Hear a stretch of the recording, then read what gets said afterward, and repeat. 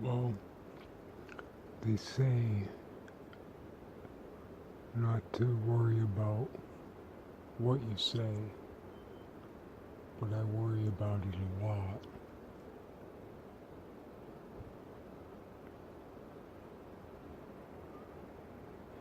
Hmm.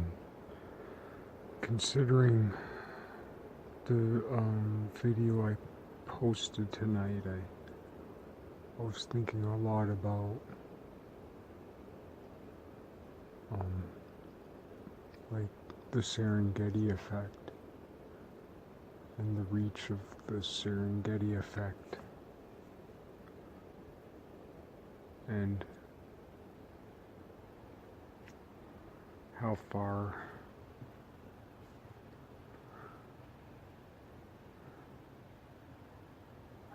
that reach travels.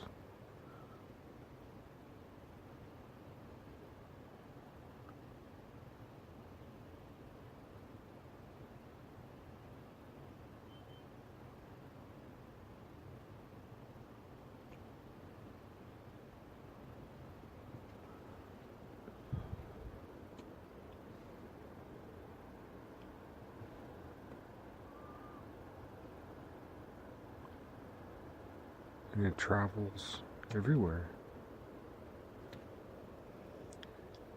It doesn't just travel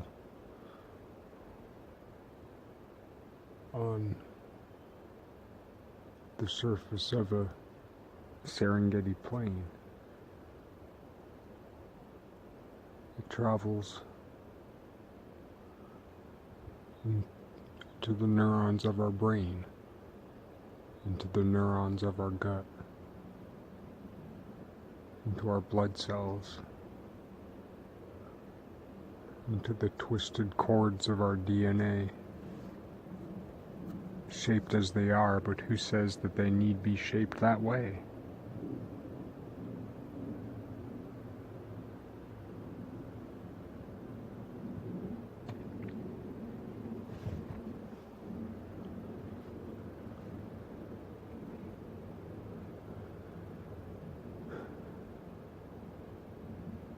To most people, like the most preposterous thing to most people, and again, I'm not saying it's right, but I'm also not saying it's wrong, but to most people the most preposterous thing is Jehovah's Witnesses knocking on your door. You know, when they distribute pamphlets that show pictures of men and women and children and lions and lambs sitting together, and we think it's so foolish that they come. Old men, little girls, in suits, in rags, however they may be, they come. They knock, they give, they talk. If we wish, they stay. If we wish, they leave. That's not so bad.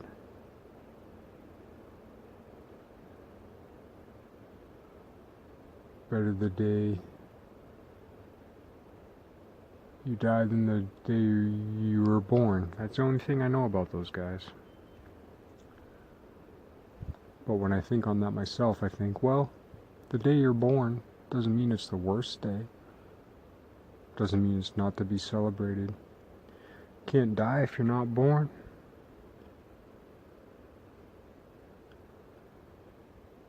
So, there might be some things I don't agree with that.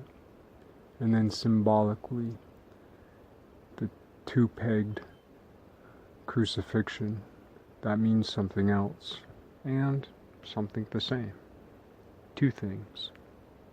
Two things in the one thing. But we're looking for the one thing. So if Jehovah's Witness is the two-pegged Christ. Catholicism is the three-pegged.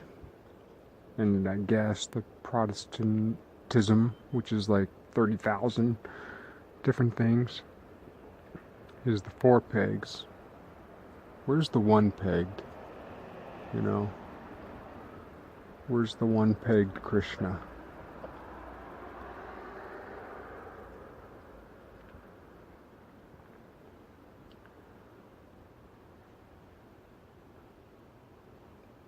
But anyway, like, I do often wonder, especially in a lot of times I call primates vertebrates.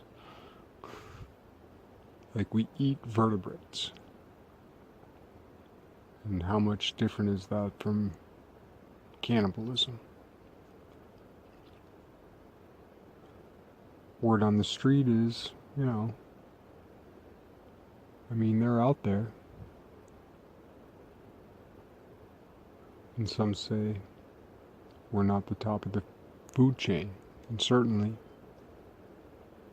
if a bear or a turkey vulture were to come around the corner now and find me in a weak moment, I would be dinner. But what if?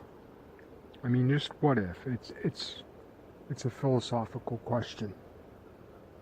It's a moral question, an ethical question, and these days, ethics takes predominance over morality. But who's to say that's right? What power might morality have over ethics? I don't know. But it's a very legitimate question.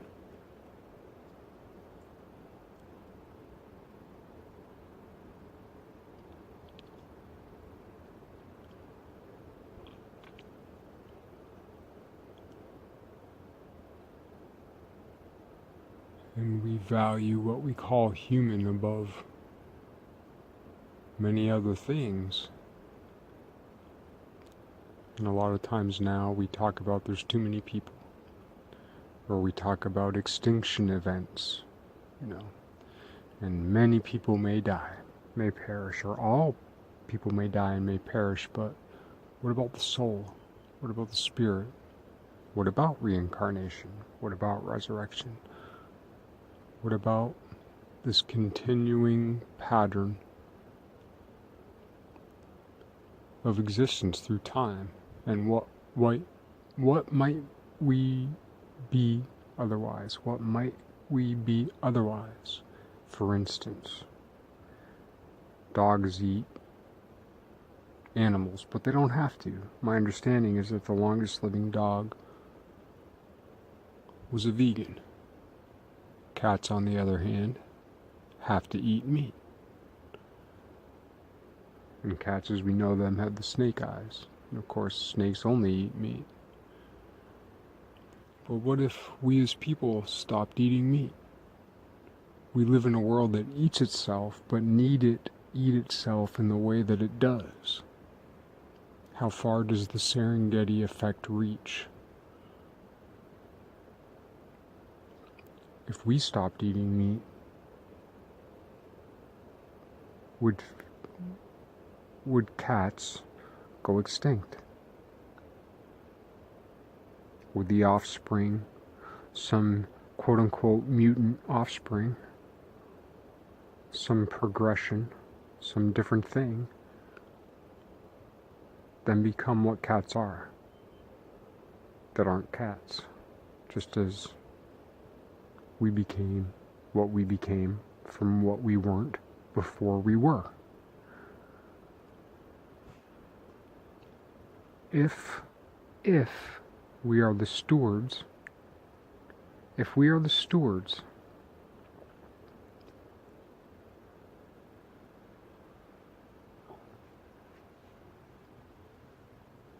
then what power do we have in that type of SerinGedi effect? And what power does the all, what power does the infinite, what power does the cosmos, what power does the pattern of things? What power does the balance of justice of all, of God, for lack of a better term, have over us? If we violate that stewardship, and what greater violation could there be? It's a question. Sometimes I call it cowardice of myself because I don't hunt. I don't want to kill things. I killed helpless things as a child. And it causes me great pain. And I have neglected things as an adult that cause death. And that has caused me great pain. And I'm neglecting myself now. And I'm dying. At least in a way, if not for real. Or at least for real, if not in a way.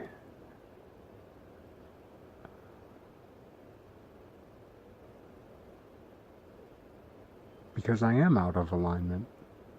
I'm wrong. But at moments like this, I'm a little more right. I'm just a little more right.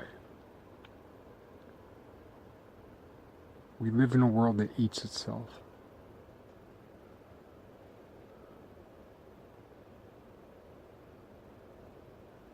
You know, the ultimate question is, should we or should we not be here? And if we must be here either way, in what way ought we be here? What is our power? Are we to stay here and make it heaven on earth?